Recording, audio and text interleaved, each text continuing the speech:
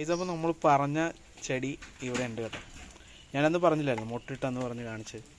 അപ്പോൾ ആ ചെടി ഇപ്പോൾ നമ്മൾ പൂവിട്ടിട്ടുണ്ട്. പൂവ് ഇന്നലെ രാത്രി വിരിഞ്ഞു. ഇതാണ് ഗൈസ് അതിൻ്റെ പൂവ്. പറഞ്ഞാൽ നിങ്ങൾ ആരും വിശ്വസിക്കില്ലായിരുന്നു.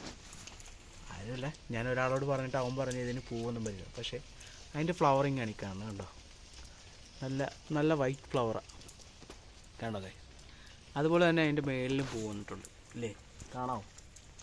ഓണർ കാണുമ്പോൾ നമ്മളെ ഓടിക്കും ഗൈസ്. ഇതിൻ്റെ പൂവ് കണ്ടോ ഗൈസ്, ഇതാണ് പൂ.